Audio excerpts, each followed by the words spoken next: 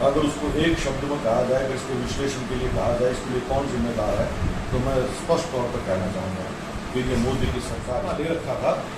वो 4 साल के लिए नौकरी पर जाएंगी, कौन रहेगा, कौन बचेगा, कौन आएगा, ये अनिश्चितता है। जितना चाहो मन मर्जी से काम लो, जितना चाहो दोहन करो, जितने दिन चाहो नौकरी पर रखो, जब चाहो। चर्चा करेंगे अग्निपथ, जो एक योजना के अंदर सरकार द्वारा लाई गई है, उस पर आज हम लोग चर्चा करेंगे। लगातार देश और प्रदेश के अंदर इसका विरोध युवाओं के द्वारा किया जा रहा है।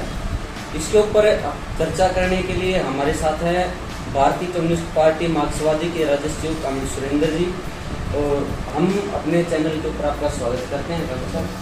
और अभी हम इसके ऊपर चर्चा करते करते कि पार्टी का क्या स्टैंड है और किस तरह का जो आंदोलन जो चल रहा है उस पे क्या प्रतिक्रियाएं उनकी हैं, इसके ऊपर हम लोग चर्चा करेंगे।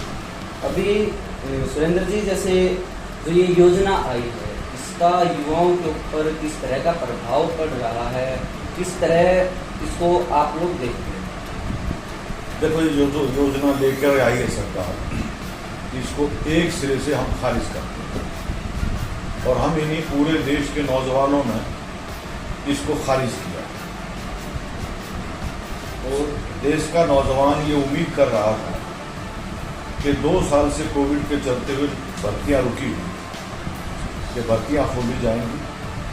और कुछ लोगों का, जो नौजवानों ने अलग अलग सेवाओं के अंदर अपना कोई मेडिकल पास कर रखा था, फिजिकल पास कर रखा था, उनके रिजल्ट आएंगे, उनको नौकरी में मौका मिलेगा। वो पूरी तरह से उनके तमाम उम्मीदों के ऊपर पानी फेरते हुए सरकार ने एक बहुत बड़ा ये फैसला लिया है, जो ना ही तो इस देश की सुरक्षा के लिए, ना ही देश की सेना के लिए और ना ही देश के जवानों के लिए ये हित में है। ये तीनों को नुकसान पहुंचाने वाला है। और इसके ऊपर आपकी पार्टी का क्या स्टैंड है आज के दिन? जैसे पिछले दिनों अगर हम देखें तो भर्तियों के टेस्ट हो चुके हैं या फिजिकल हो चुके हैं, वो रुके हुए हैं अभी तक। हमारी पार्टी ने स्पष्ट तौर पे ये मांग की है कि बिना देरी के सरकार इस अपनी अग्निपथ योजना को वापस ले और पहले से जो भर्ती प्रक्रिया जो लोगों की थी उसको आगे बढ़ाया जाए। और 2 साल से जो हमारी फौज के अंदर जो भर्तियां नहीं हो पाई हैं, जिसकी वजह से फौज में भी हर साल बड़ी संख्या में रिटायरमेंट होती है, तो एक जो कमी, एक अभाव जो सैनिकों का बना है, उसकी प्रतिपूर्ति के लिए तेज गति से पहले की तरह से एक रेगुलर भर्ती, नियमित भर्ती की प्रक्रिया को शुरू की। और अगर हम इस योजना के बारे में थोड़ा जानें तो सरकार दावा कर रही है कि 4 साल के अंदर जो भी युवा इस नौकरी के अंदर आएगा, हम उसको चाहे ट्रेनिंग है या कोई आर्मी के अंदर जाने का भरपूर मौका देंगे, और उसके साथ साथ में वो 4 साल की जॉब करके आएगा। लगभग 12 लाख रुपए इसमें हम उस युवा को प्रदान करेंगे और उसके साथ साथ उसको 10% आरक्षण का लाभ भी इस योजना के बाद मिलेगा। देखो, ये सब छलावे हैं और कोई आज के दिन भारतीय जनता पार्टी की सरकार से, मोदी की सरकार के इन बयानों पर विश्वास नहीं कर सकता, क्योंकि हमें पता है कि पहले नौजवानों को ये भी झांसा दिया गया था कि हर साल 2 करोड़ रोजगार देंगे। देश की जनता को ये भी जुमला याद है कि काला धन नोटबंदी से खत्म होगा और हर किसी के खाते में 15 लाख रुपए आएंगे। ये सब हुआ नहीं है। अभी इसके बारे में भी जो कहा जा रहा है, 2 तरह से बातें की जा रही है, एक डराने की, दूसरा भ्रमित करने की। डराया जा रहा है कि कोई भी प्रोटेस्ट में, विरोध प्रदर्शनों में भाग लेगा तो उसको नौकरी नहीं मिलेगी फौज के अंदर। और दूसरा, इसके साथ साथ ये भी कहा जा रहा है कि आपको होम मिनिस्ट्री में, डिफेंस मिनिस्ट्री में, पुलिस में फला ये कर किया जाएगा। सच्चाई क्या है कि तमाम महकमे, केंद्र सरकार के, राज्य सरकार के, यही जो आज फौज अंतिम है, जहां ठेके के ऊपर नौकरी को लेकर के आया है, सारे महकमों में ठेका किया। हमारे हरियाणा के स्तर पे तो आपको पता है कि विभागों में क्या आरक्षण मिलेगा। पहले से ही जो स्थायी नौकरियां हैं उनकी जगह रोजगार, कौशल रोजगार निगम स्थापित किया गया। स्थायी नौकरियों की जगह कॉन्ट्रैक्ट के ऊपर भर्ती की जाए। इवन हमारे यहाँ पुलिस में भी कॉन्ट्रैक्ट के ऊपर भर्तियां की जा रही हैं एसपीओ के नाम से, हालांकि वो 100% रिजर्व है आर्मी वालों के लिए, सेंट्रल पैरामिलिट्री फोर्सेज के लिए 100% है उनके लिए, लेकिन नौकरी ठेके पर है। उसके अंदर बाकायदा आपको ना ही तो बाकी पुलिस वालों के बराबर कोई वेतन है, ना उसके लिए कोई सुरक्षा है, ना कोई पेंशन, कुछ हो। तो ये तमाम महकमों में किया जा रहा है। तो जो आज 4 साल के लिए आप लोग, सबसे पहली बात तो ये है कि ये जो लोग आज नौजवान जिन्होंने अपना पूरा ऊर्जा लगा करके फौज में भर्ती का जो सपना ले रखा था, वो 4 साल के लिए नौकरी पर जाएंगे। कौन रहेगा, कौन बचेगा, कौन आएगा, ये अनिश्चितता रहेगी। उनका मनोबल 4 साल, इतनी बड़ी संख्या ये नौजवानों की जो फौज में रहते हुए, जिनके हमेशा तलवार सर पे लटकी रहेगी अनिश्चितता की, क्योंकि कोई जॉब सुरक्षा नहीं है, कोई उनके लिए किसी तरह की कोई सामाजिक सुरक्षा नहीं है, तो हमेशा तलवार लटकी रहेगी। ये 12 लाख फलां लाख ये जो बातचीत की जा रही है, सब छलावे की बात है। सच्चाई क्या है कि ना उनके लिए कोई सोशल सिक्योरिटी है, ना कोई जॉब सिक्योरिटी है, और 25% तक, यानी कि 25% भी लेंगे नहीं लेंगे, 20 लेंगे, 15 लेंगे, कोई भरोसा नहीं। तो ये इस हिसाब से देश की सुरक्षा के साथ भी खिलवाड़ हो रहा है। सैनिकों का जो एक जिंदगी अपना एक मिशन लेकर के जो चलते थे, उसके मनोबल के ऊपर कुठाराघात होगा। तो देश की सेना का मनोबल कमजोर होने का मतलब देश की सुरक्षा। दूसरी बात यह है कि ये जो लोग बाहर होंगे और नौकरियां जिस तरह से पहले ही खत्म की जा रही हैं, कॉन्ट्रैक्टाइज किया जा रहा है, उसके बाद ये जो सेना से भर्ती होकर के ट्रेन होकर के लोग आएंगे, ये प्राइवेट मिलिशिया खड़ा करने की तैयारी है, जो देश के आंतरिक सुरक्षा के लिए भी बहुत खतरनाक साबित है। ये अगर हम देखें तो जो भारतीय जनता पार्टी सरकार है, पिछले दिनों मजदूरों के लिए कोड बिल लेके आई। उनमें से एक था कि फिक्स टर्म एम्प्लॉयमेंट, और उसमें अगर देखा जाए तो जैसे केंद्र के अंदर अग्निपथ और हरियाणा के अंदर हरियाणा कौशल विकास रोजगार, क्या हम लोग उस तरफ जा रहे हैं? सारा देश को उस तरफ ले जाया जा रहा है।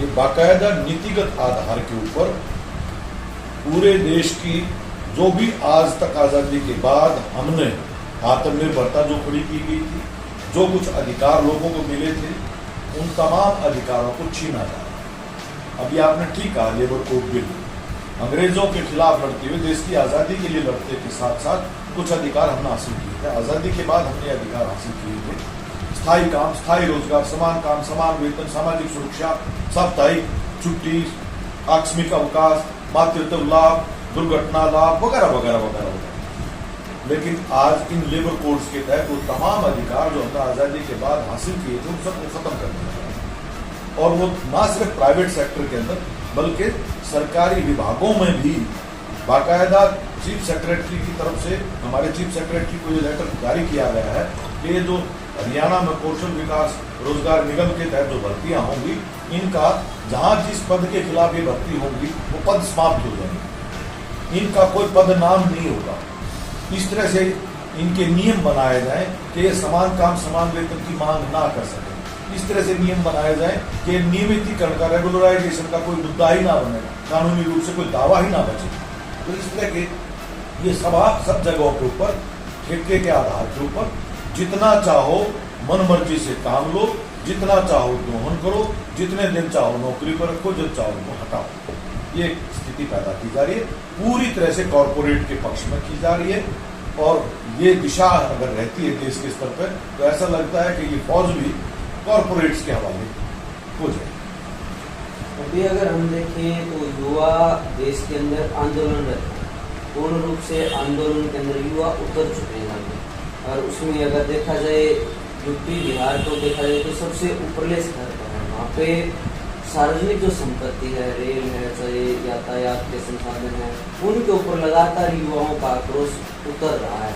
उधरों भी उसमें आंदोलन जा रहा है। इसको लेके आप क्या देखते हैं, किस तरह समझते हैं? ये जो कुछ भी आज देश में हो रहा है, जो भी हिंसा, तोड़ फोड़, आगजनी, जो कुछ भी हुई है, अगर उसको एक शब्द में कहा जाए, अगर इसको विश्लेषण के लिए कहा जाए, इसके लिए कौन जिम्मेदार है, तो मैं स्पष्ट तौर पर कहना चाहूँगा कि ये मोदी की सरकार इसके लिए।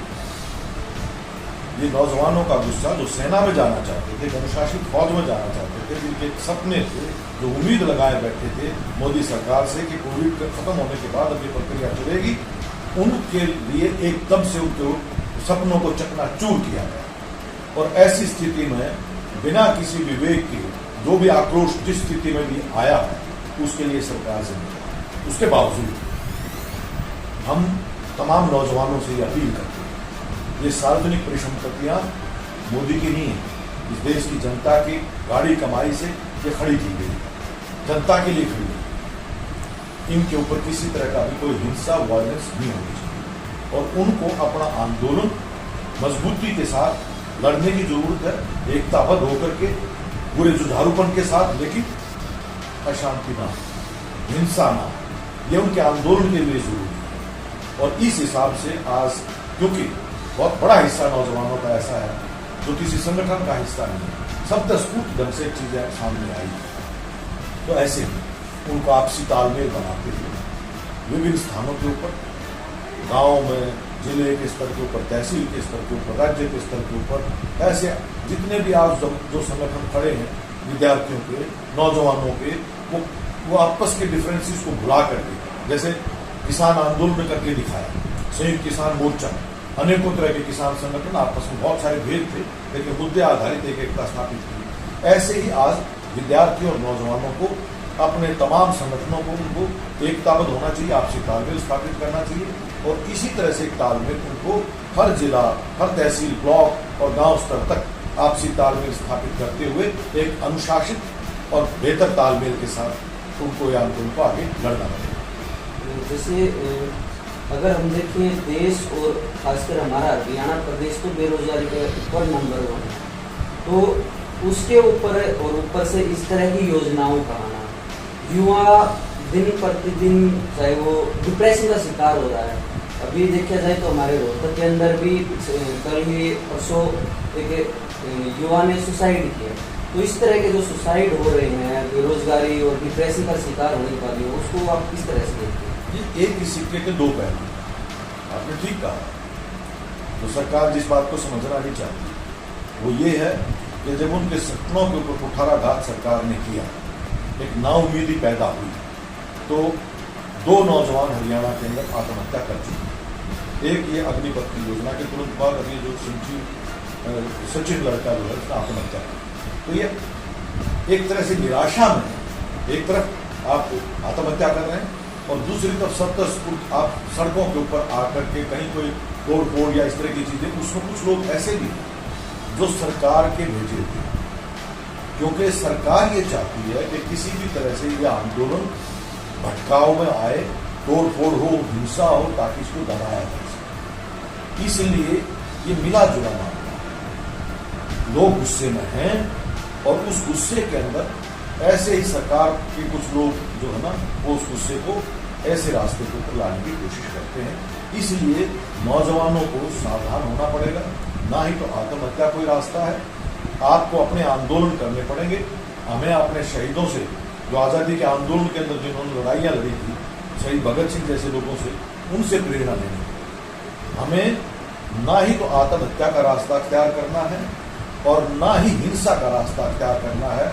हमें कुर्बानी देनी है तो अपने देश को बचाने के लिए आज आंदोलन का, लड़ने का रास्ता अख्तियार करना है और वो लड़ाई, वो संघर्ष, वो हमें लड़ना है एकताबद्ध होकर के, शांति के साथ, अनुशासन के साथ, लेकिन जुझारूपन के साथ। ये सारी चीजें हमें इसके एक साथ करनी पड़ेंगी ताकि सरकार को मजबूर किया जा सके।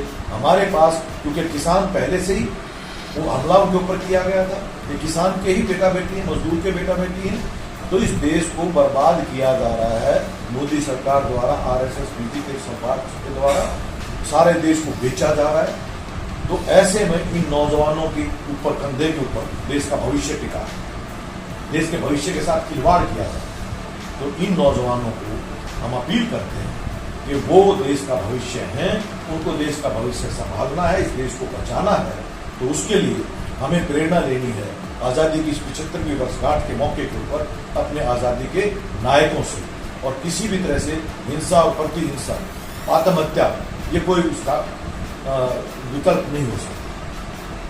एकताबद्ध संगठित होकर के अनुशासन के साथ हमें आंदोलन करना और निर्णायक लड़ना।